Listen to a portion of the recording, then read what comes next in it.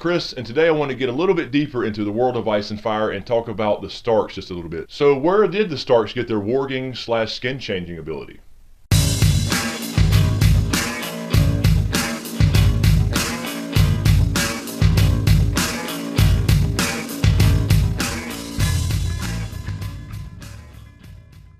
So I've been planning to do these types of videos where we can get in a little bit deeper to some of these questions we all have about how things work in the world of Ice and Fire, and mainly due to the fact that some of these big time characters have some of these skills. You know, like nunchuck skills, bow hunting skills, computer hacking skills. Girls only want boyfriends who have great skills. Will play a major role in the outcome of this story. This particular video or topic was inspired by some commenters on several videos, and I had replied that it's interesting that Ned never showed this ability, but yet all his children did after they received their direwolf pups.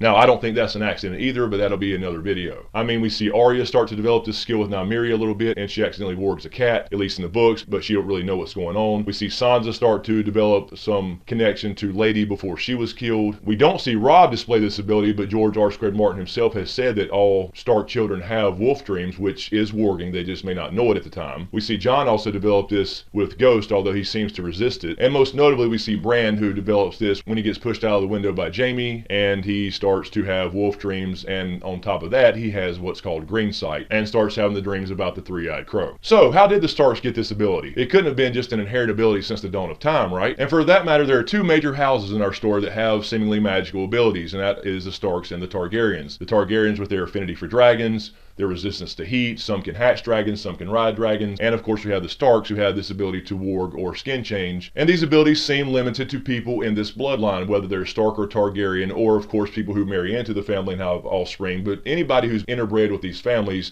has the potential to have these abilities. So that points to the fact that it is a genetic trait, that it is related to their DNA, to their bloodlines. Now obviously George R. Martin's not going to come out and tell us in a scientific manner how this actually works. He's not going to come out in a story necessarily and say on how having so-called magical DNA manifests itself physically to have the ability to put your consciousness into a wolf. So it's up to us Ice and Fire nerds to speculate about it, and that's what makes this shit fun in the first place. So let's take a brief look into the history of the Starks and their lineage, and try to find out where they got this magical DNA to start taking over critters and controlling them. So thousands of years ago, we know that the first men came to Westeros, and we know that the Starks are direct descendants of the first men. But there's no evidence that the first men initially, or even the first Starks, when House Stark was formed from the first men, had this kind of ability. So when did that change? And this started thousands of years ago, but it seems to be that some of the first men were starting to ally themselves with the children of the forest. Now we know from this story and how alliances work, they're typically done by marriage. So we can assume that this particular group of first men allied themselves with the children of the forest and probably did that through marriage, therefore interbreeding and having offspring. And we know that the children of the forest are the magical small people in the woods that have these magical abilities such as skin changing and green sight. Therefore, I believe this is the first time that humans started picking up this DNA to have this potential magical ability. There was a group of first men and their leader called the Warg King, and they controlled an area called Sea Dragon Point in the north. Now, basically nothing is known about this Warg King character, what his real given name is, what have you. His group of people at least were the first humans to have this ability of warging or skin changing that they seemingly got from the children of the forest from previous marriage, mating, offspring, etc. So how does that tie with the Starks? Well, it so happens that the Starks, then called the Old Kings of Winter, went to war with this Warg King, probably over land like most wars are fought over. So basically, eventually the Starks beat this Warg King, defeated him in battle, and when they won the war, they put him and all his sons to death. They put him to the sword, and they took his daughters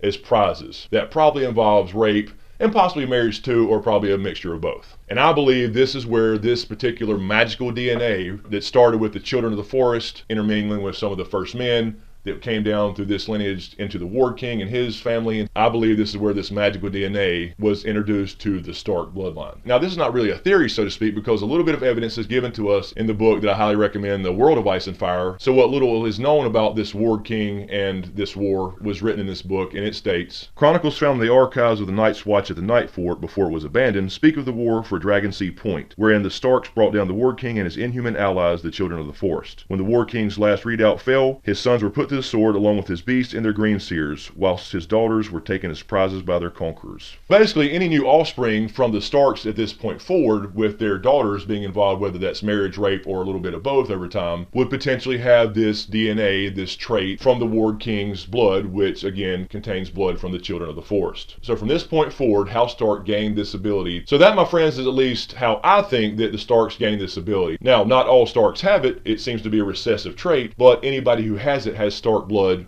running through them. I mean, we see that all the Stark children in our story has this ability, but only Bran has this green sight as well, and that makes him very, very rare. It's something like 1 in 100,000 would have the green sight ability. Now, there is another character in our story very similar to Bran in these abilities, and that is Sir Brynden Rivers, aka Bloodraven. That's right, the man stuck in the damn tree. But he was a Targaryen bastard, right? So how did he get this ability if he wasn't related to the Starks? Well, that's actually a pretty simple explanation, and we'll get into that in another video if you guys want to see something like that. So thanks a lot, you guys. I appreciate all support. Let me know what you think. Be sure to subscribe to get everything. If you like these type of videos as far as, getting a little more in-depth into the magic and the abilities and bloodlines and things like that, let me know in the comments. Got more videos coming as well. So in the meantime, you guys can click here for the last video I did on the season premiere of The Walking Dead, Season 6, Episode 1 review. And you can also click here on the last video I did on Star Wars Episode 7, The Force Awakens, and the potential plot leaks and how I think, based off those leaks, how basically the movie will go, but obviously that will contain spoilers. Again, thanks a lot, you guys. Appreciate all support. Don't forget to subscribe to get everything. Thanks for watching, and we'll see you next time.